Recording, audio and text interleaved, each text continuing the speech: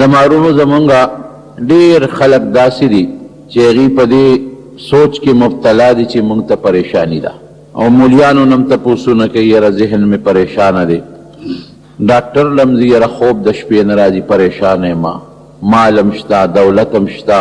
خو بیا سکون نشته، اطمینان نشته، منډه ده، ترړه ده، غم دی او تکلیف دی چې دا به په څه ختم شي. ډېر خلک داسې وي یاره یو کار مې سمې نه خوري، کم کار ته چې لاس اچوم را پسې روانېږي، کم بوټي ته چې لاس اچوم را پسې روځي، یو کار مې نه سمې نه خوري، کارونه مې ټول خراب دي. په دې آیت کې الله د دې دواړو خلکو علاج ذکر کړی دی. د پریشانۍ دپاره هم چې یو سړی پریشانه دی، خفه دی، فکرمند دی، په سوچ کې پروت دی، دماغي ټینشن او تکلیف کې پروت دی، او هغه انسان چې دی وایي یو کار مې سمې نه خوري، ټولې لارې راته بندې دي، د دې دواړو علاج دی آیات کې الله ښیي. او علاج مختصر دی، والذین جاهدوا فینا، هغه خلک چې ما خوشحاله کی، په ځان تکلیف تیر کی، مشقت برداشت کی زمونږ په لار کې، او بس لنډه خبره دا ده چې د الله د رضا دپاره خپل ژوند تیر کی، خپل عبادت وکړي، د الله تعالی ذکر او فکر وکړي، وایي دا لارې به ورته د نورې برابرو. دا مشکل بیا بیاني چې د ما لاره بنده ده، دا مشکل بیا بیاني چې هر څیز ته لاس اچوم او کار مې سمې نه خوري، او غم مې دی او تکلیف مې دی، دا مشکل بیاني. بس صرف او صرف الله رضا کول او ځان الله ته نږدې کول، چې سړی الله رضا کی او ځان رب العالمین ته نږدې کی. دورونه دوه د نبی علیه السلام مبارک په زمانه کې، یو به لګ یو په خپلو پټو باغونو کې به خدمت کو، بل به راته نبی علیه السلام سره به ناست، سار به ناست و او ماښام به کور ته ته د دین زده کو، د نبی علیه السلام نه حدیث یې زده کول، او بل لګیا دی په خپل باغ کې او په پټو کې خدمت کوي. هغه رور به دته لګیا و چې زه ټول ورځ مې زړه شین شو او په پټو کې خدمت کوم، او ته غرمه او ماښام تیارې له راځې، پټې خدمت نه کوې، نه را سره به خور کوې او نه را سره د پټې خدمت کوې او نه د کور بل څه کار کوې. هغه ورته ویل ورورې داسې کار دی چې زما خو دغه نبي علیه السلام دی، بس هغه لازم و د هغه نه زده کړه کوم، او که دې خوښې ډوډۍ راکې هم که نه رور مې نو په ډوډۍ خو دې نه تنګېږم، خو لږ خو ما سره خواري کوه که نه. ده به یې نه منله. هغه رور چې هغه چا به کار کو په پټو کې محنت یې کو، تنګ شو راغی نبي علیه السلام وی د الله رسوله زما دې رور ته لږ نصیحت وکړه. ولې ورته وکړم؟ وی دې سهار چې راشي تا سره ناست دي، او ماښام او غرمه ډوډۍ له راځي او خوب له راځي، او زه سهار وځمه مونځ خو زه هم در سره کوم، خو زه لګیم د خپلو پټو خدمت کوم او د خپلو باغونو خدمت کوم، زه وله ګټه کوم، زه وله روزي پیدا کوم. ته ده ته لږ نصیحت وکړه چې دې ما سره راسي، یو 2-3 ګنټې 15 ګنټې مزدوري کوي او خدمت کوي، ګوره رزق وله زه پیدا کوم، نو چې دې پکې را سره لګي او پټې محنت کوي که نصیحت ورته وکړه. رسول الله مبارک ورته وخندل، وی ته رزق ګټې؟ وی یو که نه صاحب محنت کوم پټي ته ځم. وی لعلک ترزق به، وی تا ته دا رزق د ده د برکته میلاوي چې دې ما سره ناست دی. که دې ما سره نه وې ناسته او تا په دې پټي کې دله حصه نه ورکوله، تا په دې باغ کې دله حصه نه ورکوله، دا رزق الله نه درکو، دا خو ته دله حصه ورکې، دې ما سره ناست دی، ما نه حدیث د کوي زما ملګری، ده د برکته یې خورې، ځکه نه ته خو په درې د خپله روزي او دا رزق بند که چې نه یې در کوم چې تا له باغ دغه آمدن وکړي، تا له پټي دغه آمدن وکړي. دا ګوره حقیقت دی. دا څومره په مخ د ځمکه کافران چې دي، که یهود دي او که عیسایان دي او که پیرنګیان دي او که بل دی او که بل دی، دا روزي ستاسو د برکته خوري، د مسلمان د برکته یې خوري. خو دنیا آباده ده نو ځکه هغوی رزق خوري، دنیا آباده ده نو ځکه هغوی عیش و عشرت کوي، دنیا آباده ده ځکه په موټرو کې ګرځي، دنیا آباده ده ځکه بنګلو کې ناست دي. دا چې څومره کافر دی او دا څومره بد عمله دي، دا د دنیا د آبادۍ د وجې چې دنیا آباده ده، اوبه الله نازلې کړي دي، نهرونه ولا الله ورکوي،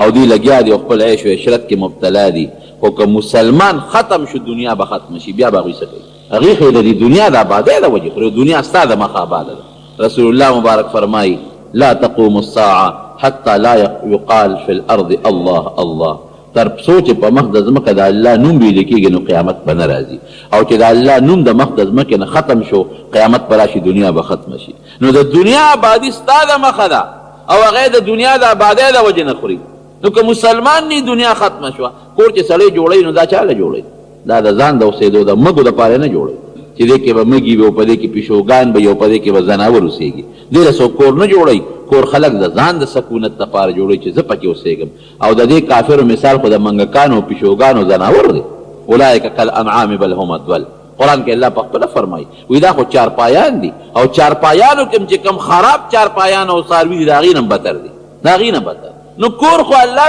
انسان مګولو چارپایان نه جوړي ځان له جوړي الله خو دې د دې مثال خو د مګو د حیواناتو لري دې لپاره خو الله دنیا نه جوړه کړې دنیا خو الله تاسو له جوړه کړې ده دا انوار او سپوبه خو ستا خدمت کوي تعالی مې وپخی دا دریابونه الله مسلمان له پیدا کړی دي هم پکې اوسېږي نو ستا د مخې غیم خوري نورونو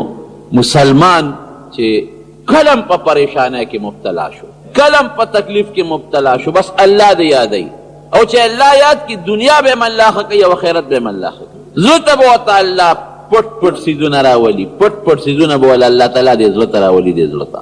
داسې بني دې برزان نمني خبر القا وتوي الهام وتوي المؤمن اتقوا فراسة المؤمن فإنه ينظر بنور الله نبی علیہ السلام فرمائی وی د مسلمان د اخیارتوب نو یریږي ګوري د الله پرانا نظر لګي د ته الله په زړه کې رڼا اچي پاغې د نظر لګي یره چې مسلمان وي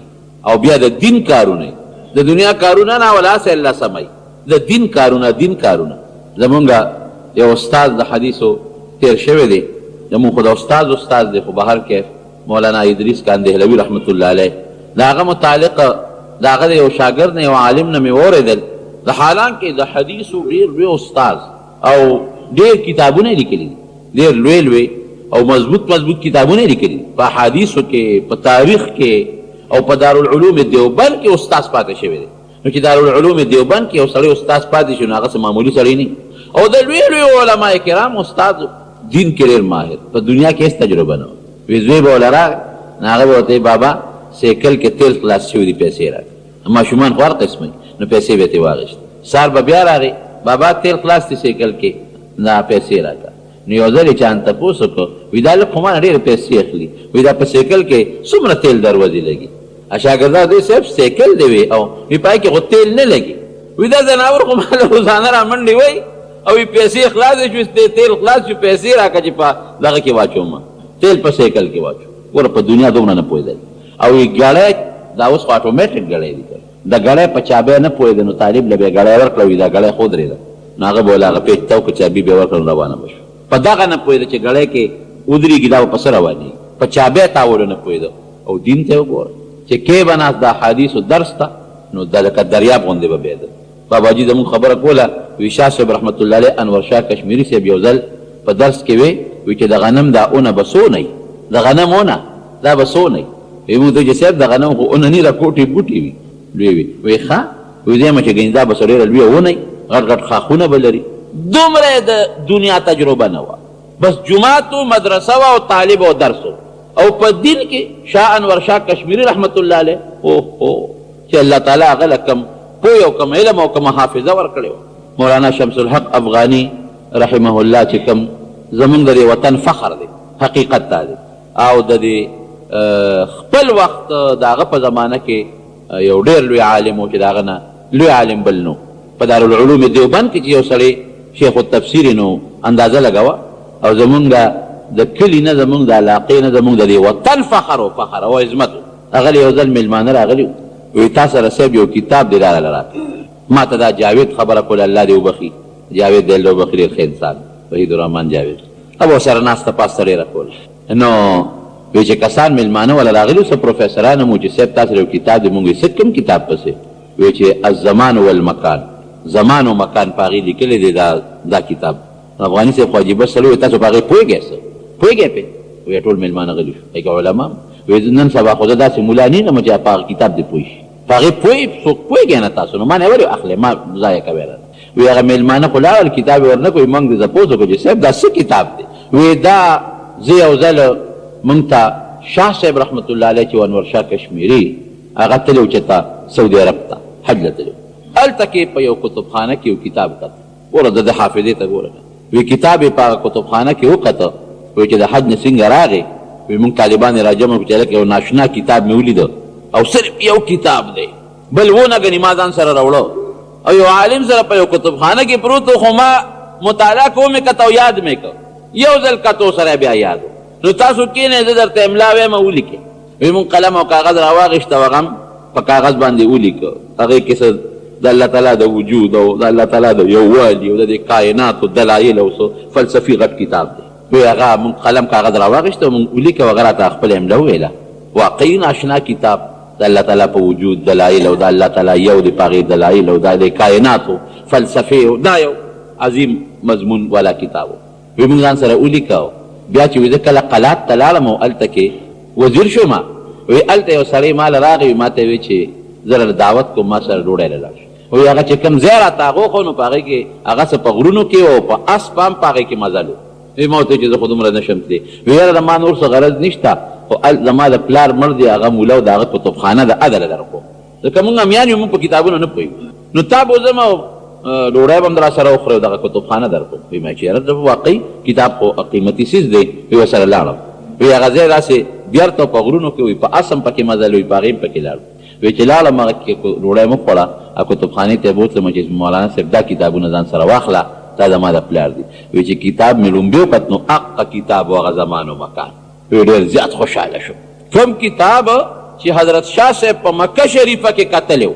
یو ځل یې کتلی او بیا هغه مونږ ته املا ویلې او مونږ ځان سره په کاغذ لیکلی وی ما چې دا خو هلکه همغه کتاب الله ماله راکړه په ګوتو نور کتابونه افغاني صاحب رحمه الله هغه وایي چې ما هغه کتاب راواغېشته و هغه چې د شاه صاحب نه ما کوم لیکل کړي و هغې سره مې وکتو د زور زیر فرق پکې د من وعن زه زور زیر فرق پکې شاه صاحب انور شاه کشمیري رحمت الله علیه ته رب العالمین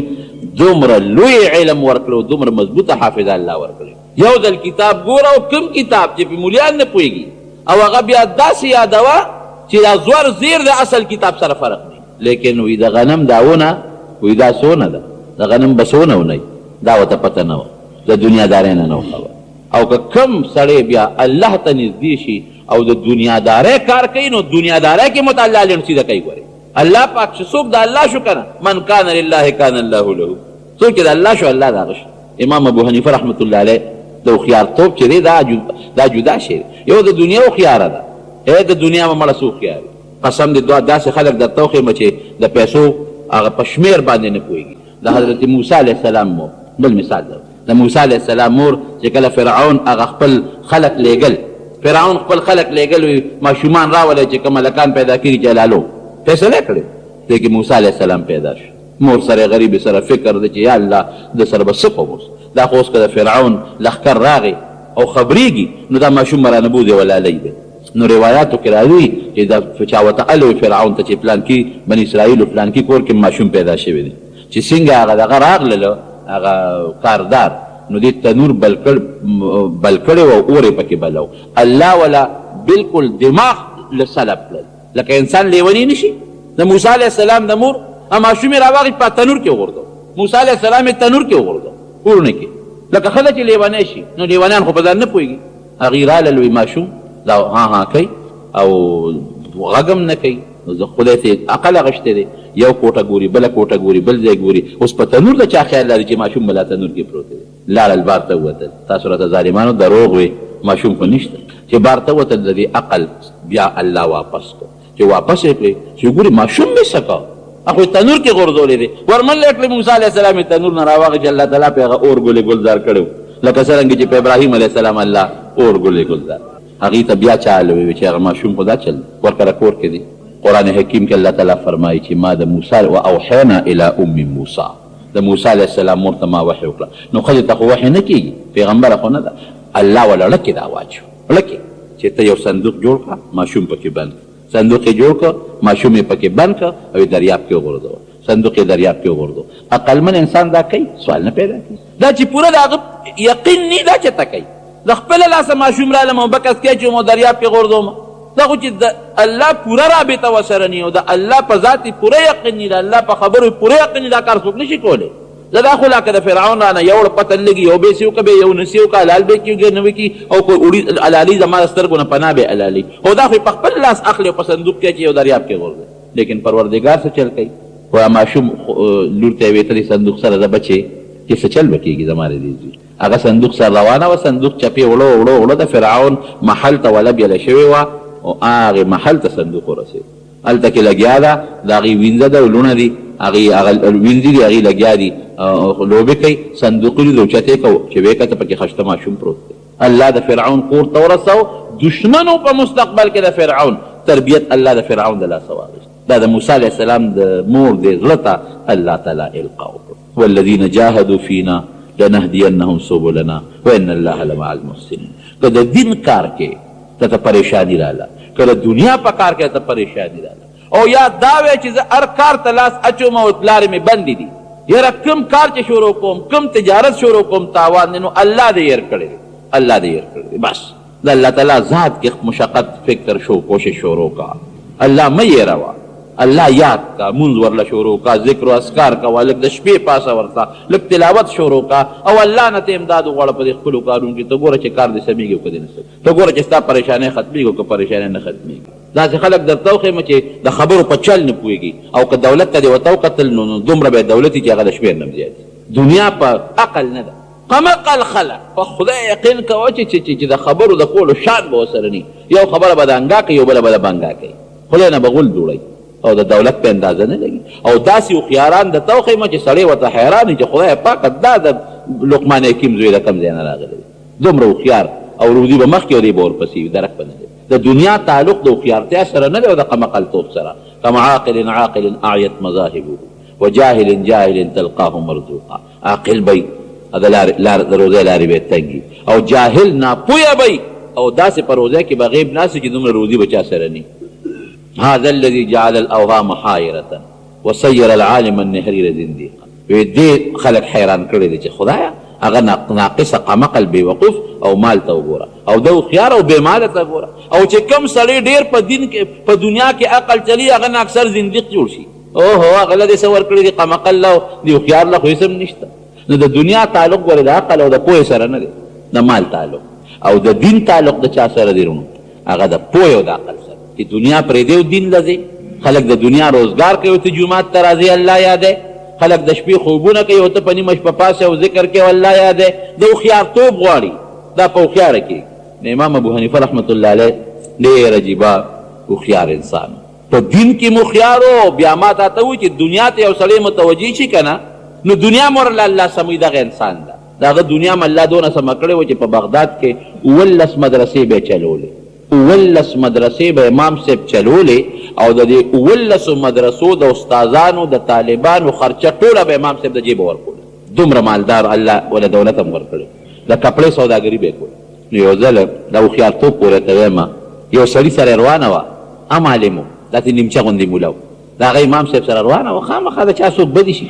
نو امام صاحب پسې به یې ډېرې خبرې کولې. یو ځل دغه سړی په کور کې د ښځې سره روان شو، ښځې سره د شپې ګپ شپ لګاو، ښځې ورسره خبرې نه کولې. نو دا سړی ورته وایي چې ښځې ما سره خبرې کوه، ورې روانه را سره مه کوه، ګنې بده به شي ده. ښځې ورته وایي نه کوم در سره خبرې، وایي نه کې خبرې، وایي ښه تر سبا پورې که دې ما سره خبرې ونه کړې نو په 3 طلاقو به طلاق. داسې کاڼې وروشغو چې د دې پاسه بل څاړو شته دی، تر سبا پورې که دې خبرې ونه کړې، سبا خطو پورې، نو په 3 طلاقو به طلاق. نو دا ډېر ګران طلاق دی. 3 طلاقه د خولې نه چې سړی وباسي که نه، بس د دې جوړښت بیا نه کي، او که کېږي نو هغه ډېره ګرانه مسله ده، هغه د عزت مسله نه ده، هغه بیا د بېعزتۍ مسله ده. دا ښځه به بل څوک په نکاح کوي او واده کېږي به ورته، به یې پرېږدي او بیا به تاله روا کېږي، هسې نه روا کېږي. ګرانه خبره د خولې نه 3 طلاق. او ښځه چې وه نو ښځې چې دا خبره واورېده نو په کار دی چې پې خفه شوې وې او زر یې خبرې شروع کړې چې که سبا راوخت خو جدا کېږم، خو بس هغې له مړه پوخ کړی، بس هغې م پاسېده و کټ کې ډډه وواله چې زه بس تا نه به مې خو خدای په دې زړه کې وي، خبرې خو نه کوي، سبا به مې د نه خدای خلاصوي. چې لږ ساعت تېر شو، سړي وی چې دا مې څه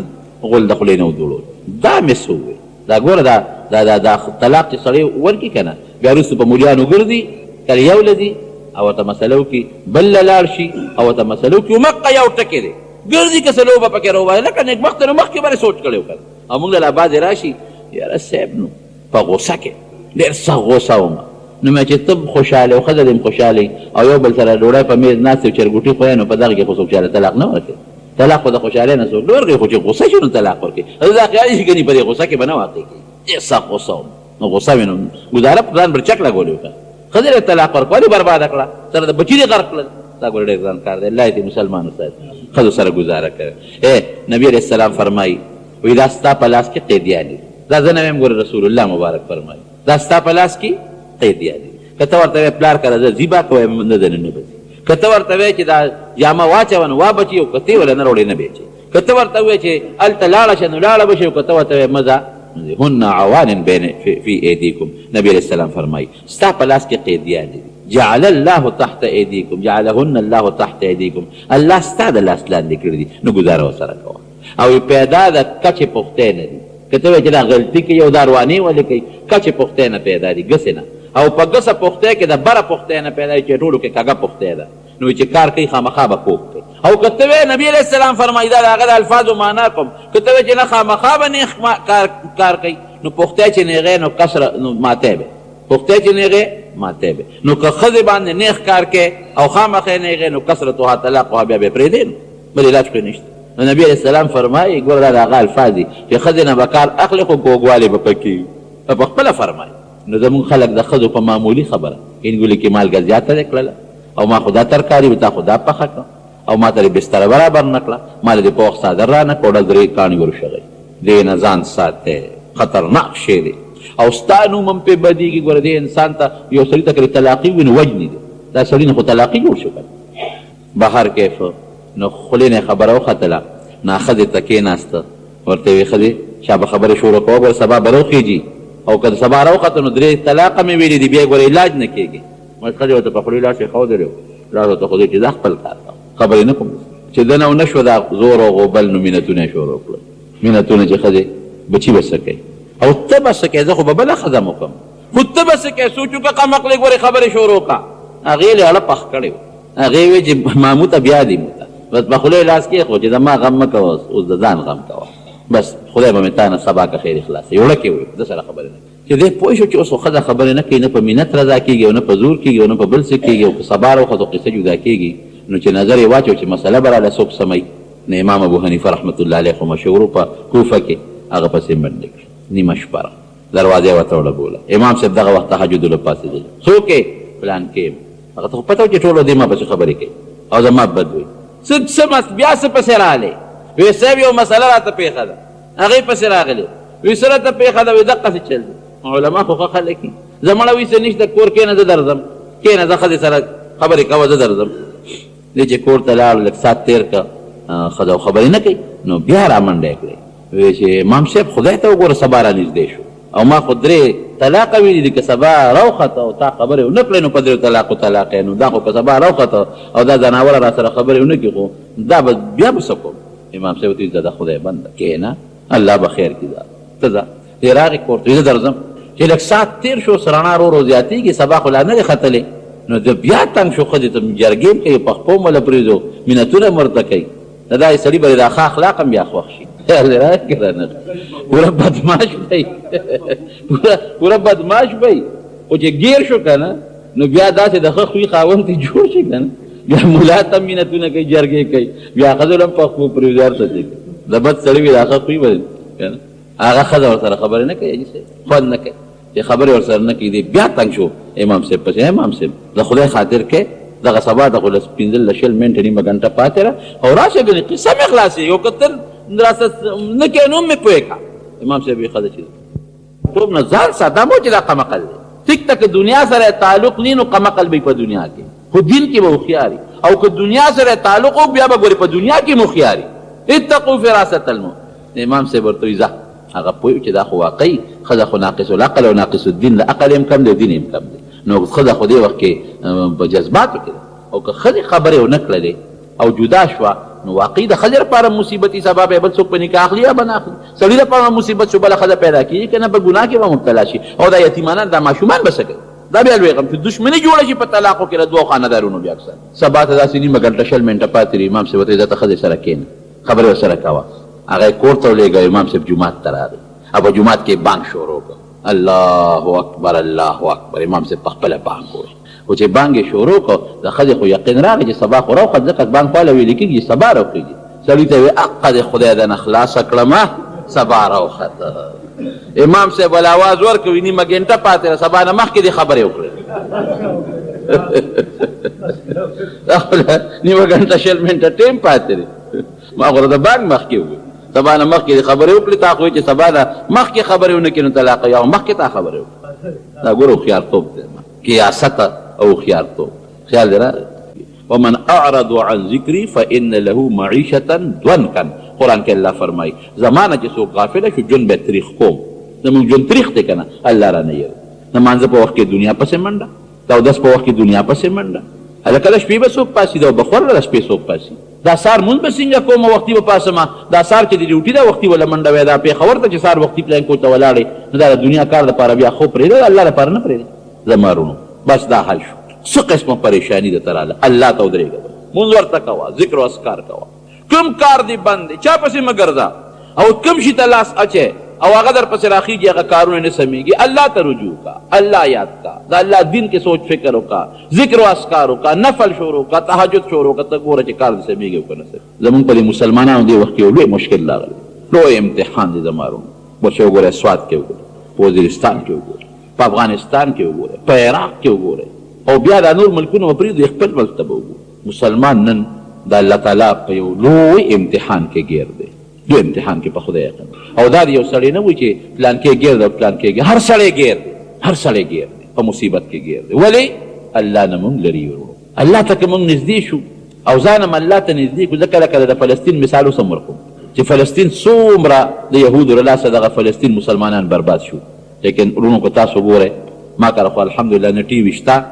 نه ټي وي ګورم او نه شته خو اخبارونو کې کله کله ګورم او تاسو په ټي ویګانو کې هم ګورئ نو اوس هم هغه خلک الله نه لرې دی د هغې خلکو ښځې اوس هم د الله نه لرې دي اوس هم د هغې پېغلې جینکۍ په پتلونونو کې ګرځي مسلمانانې اوس هم هلته کې د مسلمانانو جینکۍ سرتور سر ګرځي اوس هم هلته کې د مسلمانانو جینکۍ او هلکان یو ځای په سړکونو او په جلوسونو کې او په هوټلونو کې ګرځي نو ګوره الله نه لرې والی شو که ومن اعرض عن ذکري فان له معیشة ضنکا ژوند تریخ شو ونحشره یوم القیامة اعما د قیامت پر ورځ دی د دنیا ژوند تریخ دی د قیامت پر ورځ بړانده پاسي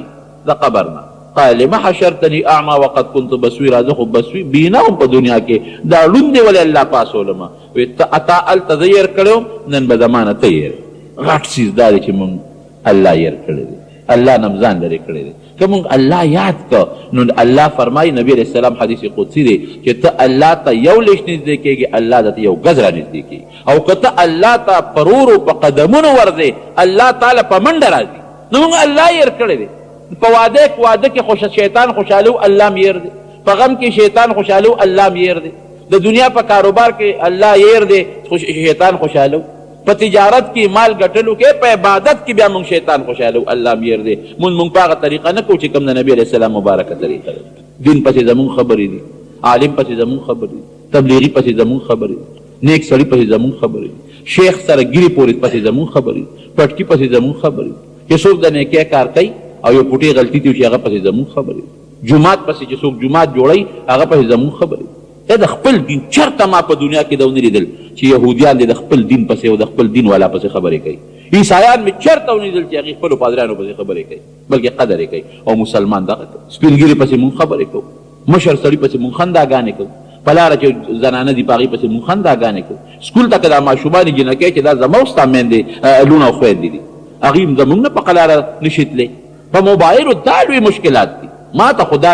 بار بار خلک وایي او ټلیفون هم راته کوي تپوس هم مسلې تپوس هم کوي او هسې هم راته وایي د دې کشر کل نه نن سبا په ټلیفون او په موبایلو باندې دا جینکۍ تنګې دي دا یو لوی مصیبت راغلی دی خدای دپاره ځان د الله نه مه لرې کوئ د خدای د قهر نه ویرېږي د الله د غضب نه ویرېږي د الله قهر او غضب که راغې ګورې بیا به سره اوچو سره لاندم تباه او برباد ورشه سوات وګورئ دا نور ملکونه وګورئ نور ملکونه وګورئ دا زموږ وروڼه دي که نه پردي خو نه دي دا وزیرستان وګورئ دا افغانستان وګورئ که وطن جدا دي خو وروڼه زموږ دي مسلمانان د عراق وګورئ فلسطین وګورئ کشمیر وګورئ او بیا ګورئ چې دوو بچو منځ کې جګړه شي نو هوښیار سړی چا له ډب ورکوي پردي له نه ورکوي چا له ورکوي خپل له ورکوي نو الله دې خپلو لړو ورکوي سټارټینګ کړي او څه خو په داسې مصیبت باندې مونږ خدای پاک راګیر کړي داسې بادشاه الله را نصیب کړی دی چې هغه خو په مصیبت اخته چالم چل نه ور دي چې دې بلا نه به خدای مونږ سین خلاص نن دې خو الله تعالی په خیر او په خوشحالۍ باندې خلاص کړي نن ما ته چا سوال جواب وکړي چې په هغې کې 400 په چوک کې څه جلوس دی او د مجلس عمل ملګري هم دي پکې او د نیشنل پارټۍ هم دي او نور ملګري هم دي پکې او هغې ته ووایه خلکو ته چې که څوک ځي نو دغه ځای نه به ګاډې دي په دغه نه دې ډاک نه مخامخ خو جلوسونو باندې کوم دی هغه دي خو مصیبت دی بلا نه په جلوس کېږي او نه په مظاهره کېږي ایوب خان پسې یو ځل وي چینی چور دی وی سلام علیکم ورسې پرېښودی خدای پاک دا دعا کوي چې الله یې زموږ دا وطن د امریکې او د یهودیانو د ایجنټانو نه خلاص کړي دعا کوي او خصوصا دغه مسلمانانو ته دعا وکړئ د سواد خصوصا ورته دعا وکړئ خپل خلق دی مسلمانان دی الله دې پکې امن او امان راولي الله تعالی دې د دې بدبختو ایجنټاو نه مونږه په حفاظت کې خلاص کړي او الله تعالی زمونږه د ایمان او زمونږه د مدرسو او زمونږ د پټکو او زمونږ د اعمالو او زمونږ د ګیرو او زمونږ د مسلمان حفاظت وکړي او چې دا کم ظالمان دي دا پخوانه د پیرنګیانو د امریکایانو ایجنټان دي پروردګار دې موږ په خیر خلاص کړي الله تعالی چې څوک مریضان دي ته ول شفا ورکړي څوک قرضداران دي قرضونه اخلاص کړي زموږ د حلال رزق نصیب کړي دا یو پیر صاحب دي وي وفات شوی دي 12 ورځې الله دې هغه مغفرت نصیب کړي او زموږ استاد چې څومره مشران وفات الله دې ټول وبخښي موږ ته الله تعالی د اسلام او د ایمان هدایت نصیب کړي اخر وخت کې الله په خپل کلمه نصیب کړي لا اله الا الله گرانو محترم اوریدونکو د شیخ الحدیث مولانا محمد ادریس سے پدے 268 نمبر کیسٹ کی تاسو د الله په یاد باندې تقریر او بیان اورید دا کیسٹ په تاسو ته پیښور ښار کې بیرون کچره گیټ اشرف روډ سے فقیر خان ناصر خان کیسٹ ہاؤس کې د ناصر خان او حیدر خان سره ملاویږي ټلیفون